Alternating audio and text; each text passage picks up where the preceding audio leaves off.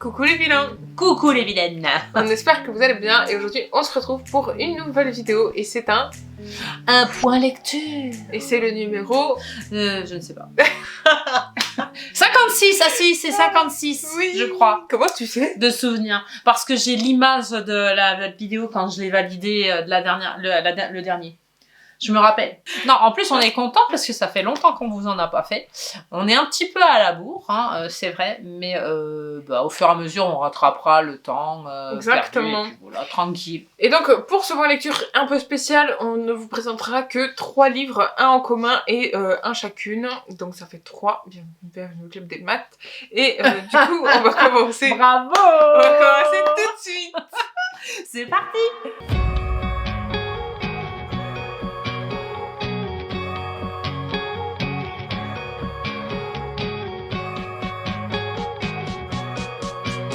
Donc, pour le premier livre, ce sera Les McCoy, le tome 3 de Alexiane Thiel. Aux éditions Hugo Poche. J'ai vu qu'elle ne l'a pas dire. J'étais en train de penser à Outlander, là, c'est pour ça. Qui d'ailleurs va sortir bientôt un livre, enfin une saga. Une nouvelle saga. Ils sont très très beaux. Je vous les avais mis, je crois, sur Insta en précommande, juste pour vous faire voir, parce qu'ils sont magnifiques. On dirait des vitraux. Exactement. Et nous, on a très envie de couvertures. lire.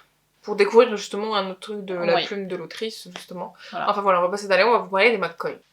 Non, le troisième opus, il est génial parce que en fait, Vassia elle va vous en parler un peu plus.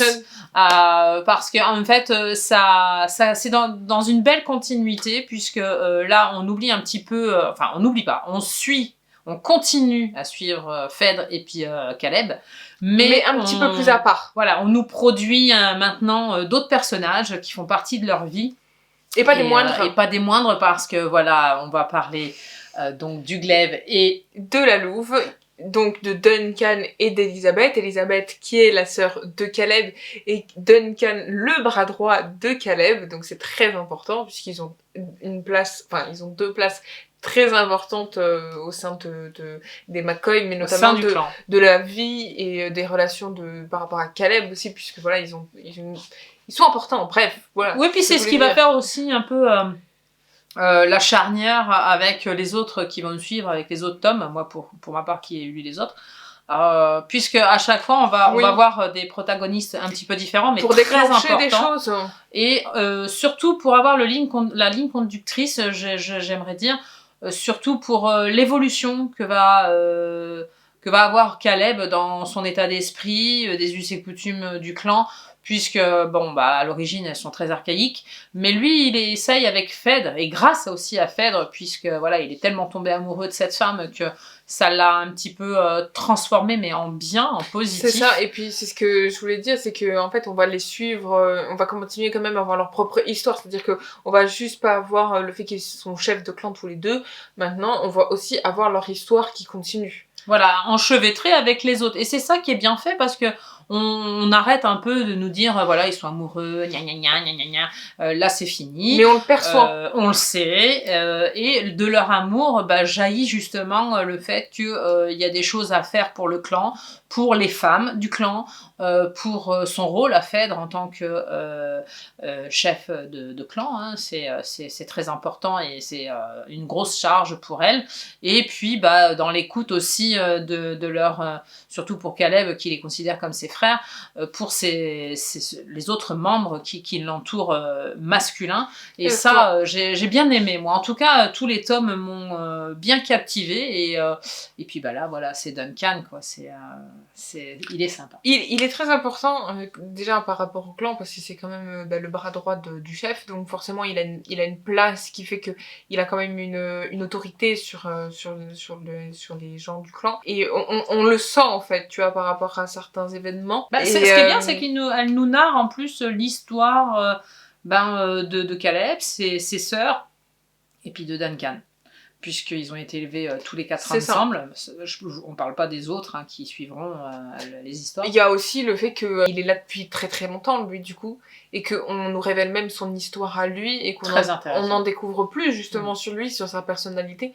Et c'est ça qui nous fait aussi aimer encore plus la saga, c'est le fait que elles nous prennent un personnage et qu'elles nous donnent sa vie et ce qu'il fait aujourd'hui et ce qu'il a envie de faire plus tard. C'est ça. En fait, et ça c'est très intéressant. D'ailleurs, elle fait la même chose avec Elisabeth, donc la sœur de Caleb, et ça aussi c'est très intéressant. Donc, enfin, on a quand même je sais pas comment dire. Un bon fil conducteur. Ouais, c'est ça. Et du coup, en fait, dans ce tome-là, qu'est-ce qui se passe? Ben, vous vous doutez bien que si c'est publié chez Hugo Roman, c'est que forcément on parle de romance, puisque c'est une new romance. Donc, si on vous parle de Duncan et d'Elisabeth, c'est parce que voilà, ils ont un passé commun par rapport à ça, en fait, par rapport à un amour, on va dire, un peu platonique dès le départ, parce qu'ils étaient petits. Et Elisabeth vouait une admiration à sens unique, entre guillemets, c'était trop mignon. envers Duncan. Voilà, elle avait flashé sur lui quand elle était petite. Enfin, voilà, on nous narre justement tout ça. Et on a Duncan, justement, qui est très réceptif, mais qui n'a pas forcément conscience de ce qu'il peut ressentir pour elle à ce moment-là. Surtout qu'en plus, c'est la sœur du chef, c'est la sœur de son ami aussi, parce que ça reste pas quand trop même son touché, ami. pas voilà, trop, c'est ça, il ose pas. Enfin, et puis il se dit que pour lui, ça restera toujours comme une sœur finalement. Enfin, tu vois. Oui, puis c'est genre, mignon parce qu'on nous c'est explique pas, bien ce changement de sentiment et d'émotion parce que, oui. comme disait Vinciane, on nous narre donc leur histoire quand ils sont plus jeunes, quand ils sont vraiment, ils œuvrent vraiment que avec même je vais même dire qu'ils sont encore avec les parents.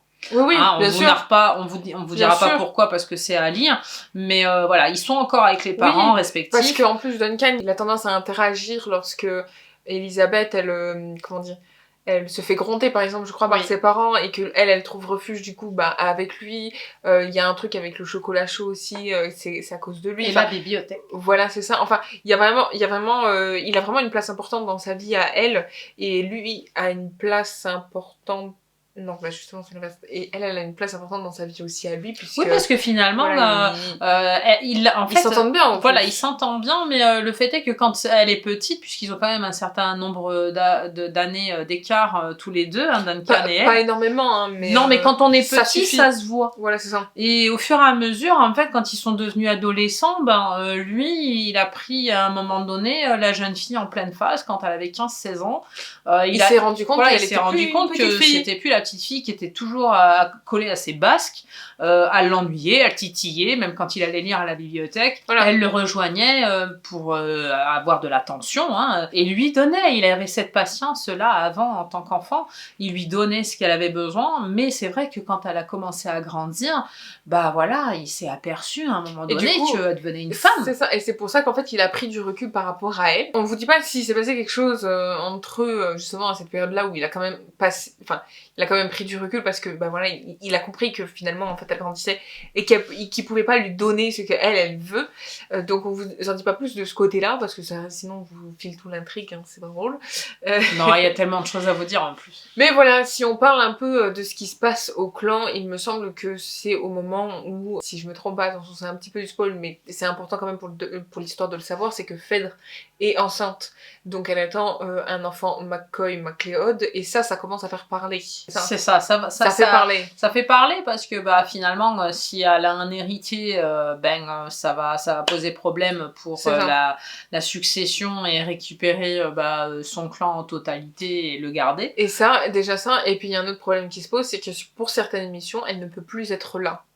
Donc, et Caleb va vouloir protéger sa femme, donc ne va pas forcément aussi sortir de l'enceinte de donc ça pose problème. Donc à un moment donné, en fait, ça pose problème parce que les chefs ne peuvent plus interagir dans les actions du clan. Donc, qui c'est qui va les remplacer? Forcément, c'est son bras droit. Et Elisabeth. Non, mais ça va être sympa parce qu'elle nous dit pas tout de suite que on sent qu'il y a eu des sentiments, des prémices. Mais on sent quand même qu'au départ, il y a l'animosité. Oui, au départ, elle a du mal à supporter. Voilà. Elle se dit, celui-là, non, c'est pas possible. Et puis, on voit au fil des pages que, voilà, il est quand même gentil, lui. Il est bienveillant, toujours, même avec elle. C'est ça. Surtout avec elle. Il la surprotège, même, parce que, il a toujours un petit œil derrière elle. Il veut pas qu'elle fasse certaines choses pour pas se mettre en danger. Enfin, voilà, le classique du super-héros. Ouais, par contre, j'ai dit surprotège protéger, c'est pas bien parce qu'en fait, il a toujours seulement un œil sur elle. Il est Oui. pas trop excessif. Sauf à un moment donné où quand même Mais là, c'est parce qu'il en peut plus. C'était à un moment donné, voilà, tu sens que voilà, Là, c'est parce qu'il faut pas y toucher, quoi. Il veut pas qu'on lui fasse du mal et on voilà. lui pardonnera cet écart. Et c'est normal, c'est la sœur du chef. Voilà, en plus il faut la protéger. Quoi. Voilà, il faut la protéger. C'est un enjeu Elisabeth, quand même, en fait, politique. il faut savoir qu'elle est très téméraire, en plus d'être courageuse, et en plus elle a un très fort caractère. Et en fait, le problème, c'est qu'elle se laisse pas faire, déjà de base. Donc, en fait, elle veut s'affirmer, et elle veut s'affirmer aux yeux de son frère, qui ne la voit que comme une sœur, qui doit rester au château, en fait, grosso modo. Elle veut pas être une potiche. Avant, et en fait, oui, voilà, et elle veut quand même montrer de quoi elle est capable, et de qu'est-ce qu'elle peut faire pour, justement, aider son clan, quoi. Oui, parce puis qu'elle est parvenue on en revient justement à ce qu'a dit Vinciane tout à l'heure par rapport à Phèdre, c'est que Phèdre est un semi-exemple parce que justement elle a été au mail au départ, elle a été au combat, elle a appris, elle y a été, on l'a envoyée et du coup Elisabeth dit à son frère pourquoi elle a été faire des choses et que moi je n'ai pas le droit quoi quelque part. Donc oui, elle se rebelle et elle veut aider, donc elle va précipiter un petit peu toutes ces choses là, toutes ces émotions, ses devoirs, ses envies, et c'est vrai que Caleb à un moment donné va céder mais bon, elle sera jamais toute seule puisqu'il y aura toujours Duncan avec son petit œil là sur elle et puis voilà, ça va réussir et c'est ça qui est bien parce que dans sa démarche voilà, en tant que femme, elle ne veut pas rester à rien faire et juste avoir à regarder et puis dans tout ça, être passive. On a les scènes d'action aussi qui sont toujours très très bien écrites. Moi, je me souviens que dans celui-là de Tom, il y a le moment où ils vont chez la mère de Logan. De Logan, voilà. Chez la mère de Logan, qui est le fils du chef de Mackenzie. Et genre, j'aime bien la scène justement avec le sniper et tout ça. Enfin, parce que Duncan, justement, il gère tout ça. Enfin, il est très fort. Enfin, bref. C'était très bien fait. On aime beaucoup, justement, les scènes d'action de ce livre. Enfin, de cette saga. Il y en a beaucoup aussi dans le 4e. Oui, et puis je trouve que c'est très réaliste. Elle a fait un super travail. Je crois que je l'ai dit précédemment dans d'autres vidéos. C'est pour ça que maintenant, je le répète. Je le répète parce que je trouve qu'elle est sous-cotée, cette saga. Moi, avant... j'en ai pas entendu beaucoup parler, même quand c'est sorti à l'époque, parce que même si avant on faisait pas YouTube, on lisait quand même un peu. Ouais. Et moi, c'est vrai que les romans de Hugo, de chez Hugo Roman, je les ai toujours plus ou moins lus. Et j'avoue que déjà, en plus, j'ai été très étonnée de savoir que les McCoy n'étaient pas sortis en grand format, mais que en petit. Alors, il y a peut-être une raison que j'ignore, peut-être parce que j'étais pas trop intéressée, je plongeais pas la tête la première dans les trucs d'édition tout ça, mais j'avoue que j'ai pas compris pourquoi on les sortait qu'en poche, qu'on les trouve pas en grand format, et en plus de ça qu'on en a jamais entendu parler finalement. J'avais jamais vu la couverture avant. Moi avant que Vinciane au début de l'année dernière l'édition quoi, me prenne que des bouquins sur l'Écosse. C'est vrai que voilà, je me suis plongée dedans parce que j'avais envie de découvrir tout simplement et je me suis dit tiens, pourquoi pas. Et puis franchement ça a été top quoi, et je comprends pas qu'on puisse pas en parler un petit peu plus parce que c'est quand même il y a des thèmes abordés dedans par rapport à la femme là c'est sur la culture écossaise et les Highlanders, mais ça pourrait être autre chose comme thème par rapport à la femme. J'apprécierais tout autant, mais là voilà, il y avait l'Écosse, il y avait plein de choses de réunies pour moi. Non, moi je pense que c'est très intéressant et c'est dommage. Et c'est vrai que c'est dommage que, alors peut-être que quand le premier est sorti, il a peut-être été un peu plus hype parce que c'est un mauvais exemple que je vais vous dire, mais genre quand vous allez sur Vinted et que vous tapez les McCoy pour les chercher, il y a souvent que des tomes 1. C'est très rare de trouver la saga en entier, ou les 3 premiers tomes, ou les 2 premiers tomes. C'est très rare. C'est souvent que le premier, et voilà, c'est tout, en fait. Moi, je trouve que ça dénote pas de ce que je lis en règle générale, si ce n'est que voilà, ça vient du gogo romance, donc c'est plus axé sur une romance. Voilà, mais comme je vous ai déjà dit par rapport à cette saga, ce n'est pas que ça. Il y a des thèmes abordés, je vous ai dit, par rapport aux femmes, par rapport au clan, par rapport à l'histoire. Mais déjà, rien que par l'Écosse, déjà, même si elle a remanié beaucoup de choses, c'était quand même un truc très important parce qu'elle respecte quand même certains codes qu'ils avaient, quoi. Donc, Puis même, forcément, on parlait tout à l'heure c'est des moderne. combats. Les combats sont super bien décrits. Il y a un travail de fait derrière. Je veux dire, elle a rien à envier à d'autres bouquins qui ont des scènes de corps à corps comme ça. Franchement, moi, j'aime beaucoup. Non, j'avoue Je m'y croyais, moi, des fois. Hein, mais si vous en savez plus, justement, sur cette saga et que vous savez pourquoi ça a été que publié en poche, quoi, dites-le nous en commentaire parce que c'est vrai que c'est une question qu'on s'est posée et qu'en fait, finalement, on sait même pas pourquoi on les retrouve pas en on grand va format. appeler Hugo Poche. Ouais, on va leur envoyer un mail. Hugo Poche, dites-nous pourquoi. Enfin, Hugo, dites-nous pourquoi vous avez mis ces livres qu'en poche. Je ne comprends pas. Ou alors, surtout qu'ils sont magnifiques. C'était il y a trop longtemps. Regardez, moi j'ai le premier. Mais attends, le dernier en plus, il est sorti il y a pas si longtemps que ça, je crois. Il est sorti en 2022. Je sais plus, moi j'ai tous des. C'était quand même il y a 2 ans, mais. Enfin, je sais pas, en vrai, je sais plus. Mais tu veux savoir la suite? Non. Je te raconte. Mais je raconte aux amis. Je sais déjà le 4e, je l'ai lu. Il me manque le 5 et le 6. Bah vas-y, on raconte le 5, le 6, allez, hop. Du coup, pour la note, évidemment, on lui met... Enfin, moi, personnellement, je lui mets 5. Moi, bien sûr que oui. Donc, ça fait 10 sur 10, voilà. Allez. J'ai kiffé, moi. Oui, franchement, moi, j'adore. J'ai beaucoup aimé. J'aime bien quand même la transition qu'elle nous a fait entre les protagonistes, les 4 protagonistes, finalement. Parce que moi, au début, j'étais déçue. Je me suis dit, tiens, sur le bouquin, c'est marqué Glaive et machin. Je dis, oh là là. Elle va plus me parler des 2 autres. Ouais, moi aussi j'étais un peu même si l'histoire était bien avancée, comme je vous ai dit tout à l'heure, voilà, c'est pas redondant. On nous raconte pas à chaque fois. Si, on sait qui s'aiment tout au long de l'histoire, mais je veux dire, voilà. Mais ça évolue avec les hauts, les bas, leurs disputes, etc. Mais je veux dire, on revient pas forcément dessus et c'est vrai que je me suis dit qu'est-ce qu'elle va me pondre dans le 3e, quoi. C'est ça. Et puis finalement, c'est à la hauteur. Surtout que l'histoire avec maintenant le bébé qu'elle porte, Phèdre, qui va être très important puisque justement c'est l'héritier des 2 clans, mais lequel 2 clans, ça on vous le dira pas. Ça. On le sait après dans le 4e et puis dans le 5e. Est-ce que c'est une fille, un garçon et pourquoi Enfin voilà. Donc on va pas vous en dire plus. On en reparlera dans le 4e du coup pour le 4e tome. Et du coup voilà, vous savez notre note. En tout cas moi j'ai beaucoup aimé. J'adore lire cette saga. D'ailleurs c'est grâce à toi que je t'ai découvert. Et je te remercie. De rien. Alors moi pour le prochain, donc ce sera La promesse du Mississippi, donc de Luz Gabas. Je lis parce que voilà, je veux pas écorcher son. Aux éditions bien évidemment, devinez. Charleston. Et c'est ton nom.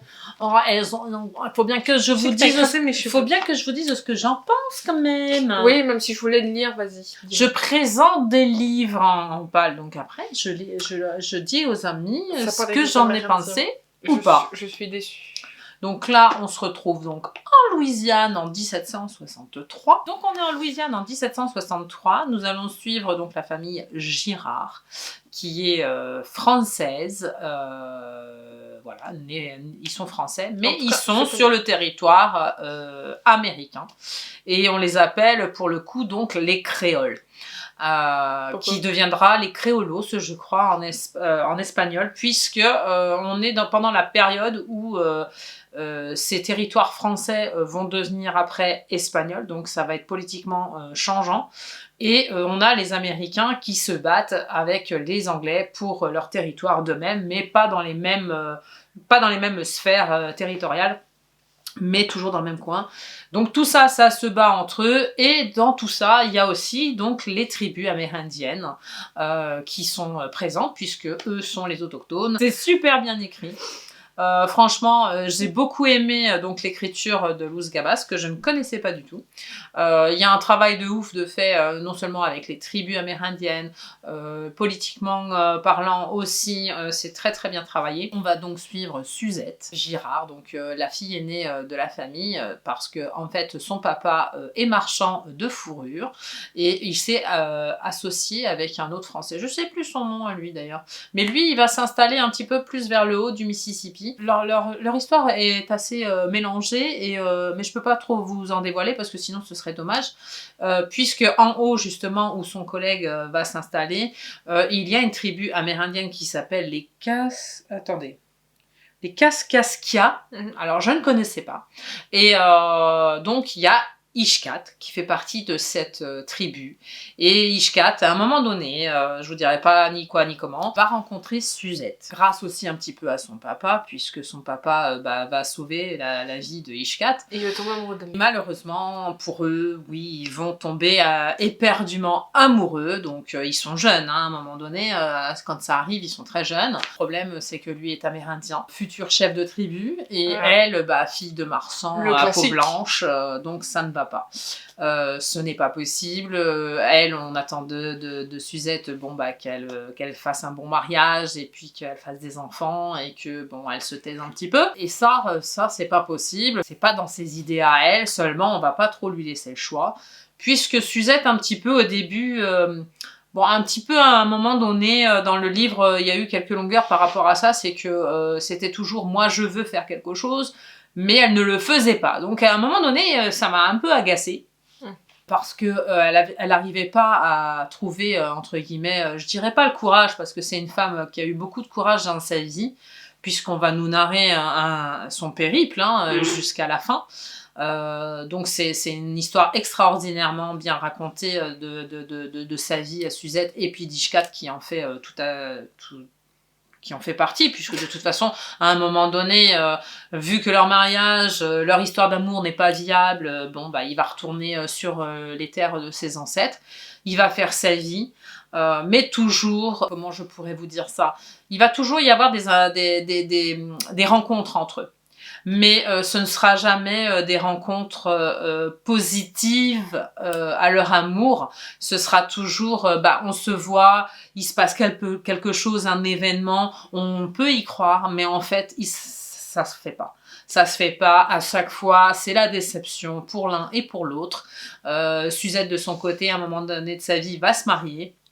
Elle aura des enfants. Ils vont plus se voir finalement en fait. À un moment donné, ils se verront plus parce que quand il va y avoir le petit problème politiquement parlant entre donc la France et l'Espagne pour ce territoire, il va s'avérer que donc elle va être mariée à un militaire espagnol et celui-ci, à un moment donné, va la traîner en Espagne pendant quelques années où il va pas la séquestrer, mais il va faire en sorte qu'elle ne voit plus ni amis ni famille. Elle va se retrouver bien seule avec ses enfants. Pour lui aussi ? Oui. D'accord, ok. Oui, c'est ses enfants. Et lui, il fait sa petite vie tranquille. Et non, lui, il est militaire. Donc, voilà, il a une vie bien dense, bien intense. Voilà. Puis, il est un peu rude aussi par sa... Parce qu'il l'aime, il l'aime au début. On sent que, voilà, il l'aime plus que tout, mais on sent qu'il y a une barrière entre eux. Alors, c'est pas sciemment fait, mais on nous explique quand même dans le livre que, elle a quand même en tête un homme. Elle a un amour, son amour il est ici, et c'est pas qu'elle aime pas son mari, c'est que il y a un truc qui manque avec lui, peut-être la petite étincelle qu'elle avait eue avec Ishkat, voilà, il manque un petit quelque chose, et si vous voulez, l'autre homme, avec son mari, je pense qu'à un moment donné s'en rend compte, parce qu'elle garde des petits souvenirs de lui, un collier, enfin je vais pas tout vous dire, parce que vraiment c'est une très très belle histoire, et je vous dirai pas comment ça finit. non, je vous dirai pas si un jour ou l'autre ils finissent quand même ensemble ou pas. Très intéressant. Sachez quand même que c'est une belle histoire quand même au départ d'amour. J'ai beaucoup apprécié les détails de ces nouvelles tribus que je ne connaissais pas. J'ai apprécié aussi tous ces personnages qui gravitent aussi autour d'eux parce qu'ils ont leur importance. Le papa de Suzette, sa maman qui est très catégorique, rigoureuse sur le protocole à suivre pour une jeune femme de son âge et de cette époque-là. Et puis il y a sa sœur aussi. Il y a plein d'intervenants très intéressants. Il y a aussi la notion d'esclavage aussi qui est abordée puisque chez Suzette il y a des esclaves à peau noire, donc on en parle aussi. Donc vraiment, il y a des thèmes très importants. C'est des thèmes qui reviennent beaucoup en plus dans ces années-là. Oui, c'est des thèmes qui sont abordés, et puis de toute façon, on est en plein dedans. On l'a vu en en Louisiane, plus, encore plus. Toi avec ce livre, moi avec 1000 femmes blanches à la fin, on se rejoint un petit peu sur les conditions de la femme, les gens de couleur, les conditions des Indiens, etc., ce qu'ils voulaient en faire. Enfin, je pense qu'on retrouve un peu les mêmes univers, même avec le livre que tu avais lu il y a longtemps. Tu te rappelles celui avec la dame femme qui tombe aussi amoureuse d'un Amérindien et qu'en fait, elle s'en va dans Ah oui, une c'est cabane. la bibliothèque ambulante ou un truc comme ça. Non, c'est pas elle. C'est ceux qui ont les peaux bleues. la petite, ouais, qui se barre dans une cabane parce qu'elle a un bébé. Tu te rappelles? Ou pas? Moi, je m'en souviens. Il m'a fait marquer ce livre quand tu l'en as parlé. Oui, c'est la bibliothèque ambulante. Non, c'est pas lui. Lui, ça, c'est l'autre. Ça, c'est celle qui distribue les livres parce que je sais plus quoi. Oui, c'est ça. Et toi, c'est l'autre. Moi, je parle plus. de l'autre, oui, qui était très intéressant aussi. Ça rejoint un peu toujours les mêmes choses et en fait elle abandonne son bébé. À cause du barrage ouais, qui va être construit dans une des villes, je sais plus. Et que finalement en fait il tue l'Amérindien et que finalement elle se retrouve toute seule avec un bébé. Une très belle histoire voilà, ça. Oui, je me rappelle. Elle est tombée amoureuse d'un Amérindien, elle le rencontre et puis à un moment donné, elle a un bébé mais en fait il est tué avant qu'il sache. Et on sait qui c'est qui tue, qui le tue, etc. C'est une histoire émouvante parce que en fait elle pense quand même à ce bébé et finalement elle le laisse parce qu'elle sait très bien qu'elle est trop jeune pour s'en occuper. Mais elle va accoucher dans une cabane. Ouais. Et finalement on a quand même les mêmes sujets qui reviennent un petit peu, même avec certains livres d'autres que moi j'ai lus, comme enfin c'est souvent les mêmes thèmes qui reviennent au western quoi. Oui, puis moi j'aime bien parce que c'est très intéressant de voir le travail fait, comme je vous ai dit au début, donc sur tout ce qui est thème de l'esclavage. Ce qui est abordé aussi, c'est le thème des Amérindiens que j'aime beaucoup aussi, qu'on ne nous parle pas forcément assez. D'ailleurs, il y a beaucoup de choses qui sont très méconnues de ce peuple. Voilà. Et puis, politiquement parlant, c'était très intéressant aussi de voir à un moment donné l'éclatement entre la France et l'Espagne qui arrive quand même à se tamiser parce qu'ils arrivent quand même à trouver des accords. Et on voit qu'à côté, on a les Américains avec les Anglais qui se déchirent complètement pour leur territoire. Après, il y a des... C'est pas une prise de parti, ni une prise de quoi que ce soit politiquement parlant. Moi, je sais juste que, voilà, à un moment donné, c'est quand même la terre de certains autochtones et qu'il y a des choses qui ont été faites qui sont pas jolies. Et c'est vrai qu'on nous le rappelle un petit peu dans ce livre-là et je trouve que, voilà, le travail a été vraiment très bien documenté et moi j'ai beaucoup aimé en tout cas tous ces rapports là ça me changeait un petit peu de la Deuxième Guerre mondiale aussi d'ailleurs mais comme c'est des thèmes que j'aime aussi voilà, j'ai trouvé très intéressant d'en parler. Je sais que voilà il y a une certaine aussi liberté par rapport à la femme. Suzette finalement, même si c'est pas une héroïne battante comme on pourrait penser, elle arrive quand même à ses fins à un moment donné à trouver la liberté puisqu'elle est assez cloisonnée en Espagne avec un mari et des enfants et je vous passe ce qui se passera. Voilà, donc il y a quand même des thèmes très intéressants.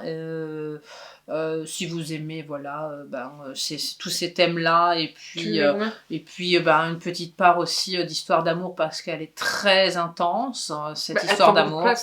Alors elle prend beaucoup de place parce que elle le garde tout le temps dans son cœur en fait. Oui, c'est quelque chose. C'est quelqu'un d'important pour elle. C'est quelque chose qui comme si il l'avait marqué indélébilement et ce sentiment, cette émotion, en fait, on aimerait tous pouvoir vivre un amour aussi intense, même en ne voyant cette personne-là que épisodiquement. C'était dur à dire. Mais voilà, et j'ai trouvé ça très beau. Voilà, très très beau. Il n'y a pas besoin forcément qu'on nous raconte des fois des scènes de cucu extraordinaires. Là, non, il suffit des fois que ce soit plus... C'est juste par rapport aux sentiments. J'ai trouvé ça tellement beau. Voilà, c'est ces sentiments-là qui sont ressortis et qui font écho donc à cette histoire d'amour qui, à l'origine, une histoire d'amour impossible. Tu lui mets combien ? Je lui mets 5 partout parce que j'ai découvert la plume de cette autrice et franchement, je suis pas déçue du tout.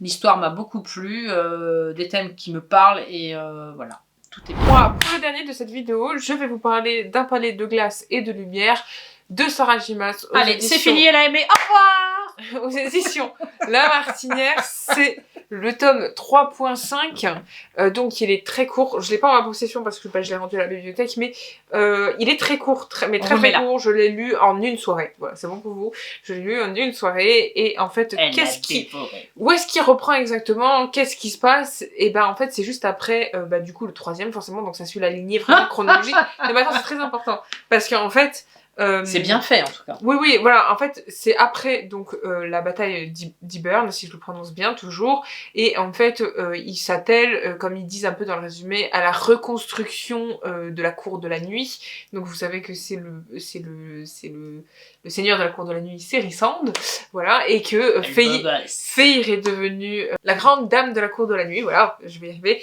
La dame de la cour de la nuit, donc Feyre c'est ce qu'elle est devenue, et en fait on nous dit dans le résumé, justement c'est pour ça que je veux rebondir dessus, que c'est une reconstruction de la cour de la nuit, mais en fait c'est aussi une reconstruction pour eux, parce qu'avec ce qui s'est passé en fait dans les épisodes d'avant, finalement, dans les livres d'avant, et ben surtout dans le 3e, avec cette bataille, cette guerre on va dire pseudo, et ben finalement en fait ça les a un peu touchés, notamment parce que je ne vous l'ai pas dit dans le 3e, donc attention si vous ne le savez pas et que vous les avez pas lus, c'est que par exemple, Feyre, elle repasse en boucle l'événement du fait que Rysand soit mort à la fin de la bataille et que finalement, en fait, il a été sauvé et qu'il est revenu à la vie. Voilà, donc ça la hante, elle.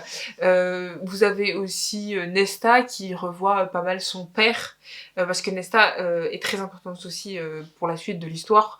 Et en fait, son père est mort, enfin, donc du coup, c'est leur père, puisque Nesta, c'est la sœur de Feyre, voilà, avec Eliane, je crois que c'est comme ça son prénom, leur sœur, leur 3e sœur, donc elles sont 3. Voilà, on sent quand même que les protagonistes essayent aussi de se remettre de cette guerre, et que voilà, il y a tout à refaire, il y a tout un aspect psychologique aussi derrière. Ce qui est bien aussi, d'après ce que tu dis, c'est que le 3.5, il suit vraiment le cheminement, la continuité, on ne nous parle pas forcément de d'autres personnes, parce que des fois les 3.5 ou les 2.2 ou 2.1, enfin bref, ils sont autres.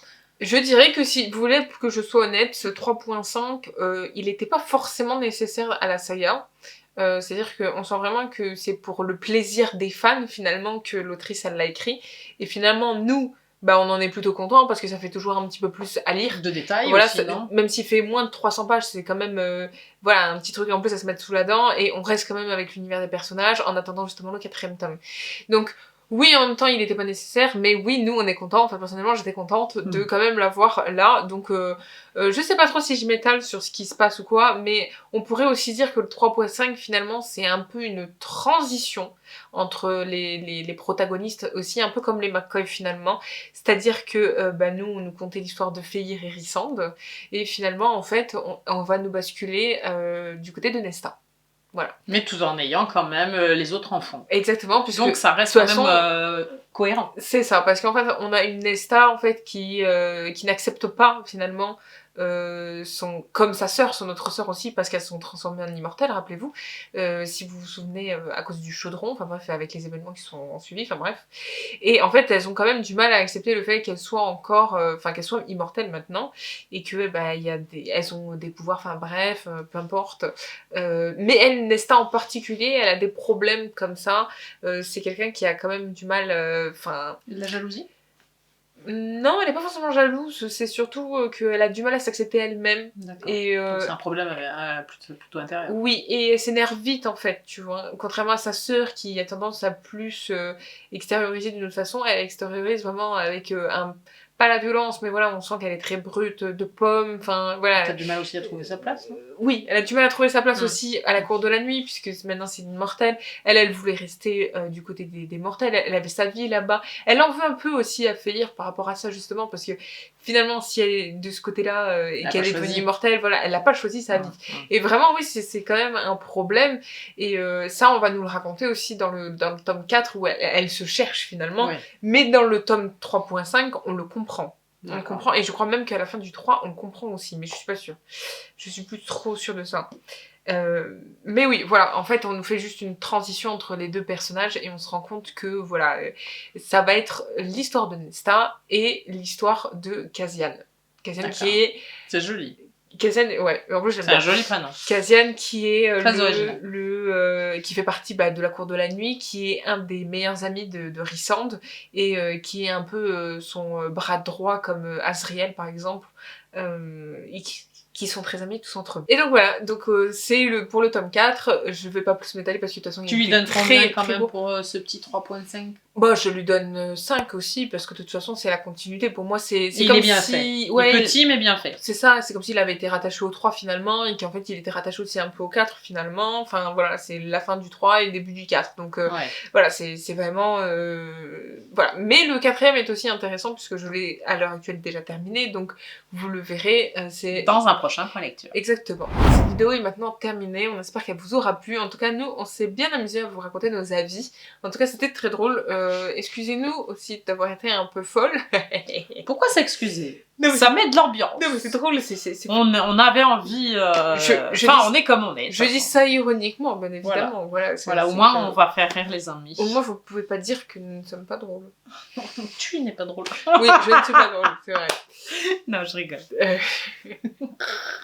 En tout cas, n'hésitez pas à liker cette vidéo, à commenter, à partager et surtout abonnez-vous à notre chaîne YouTube et activez la cloche. On se retrouve la semaine prochaine pour une nouvelle vidéo. Portez-vous bien, des bisous, lisez bien.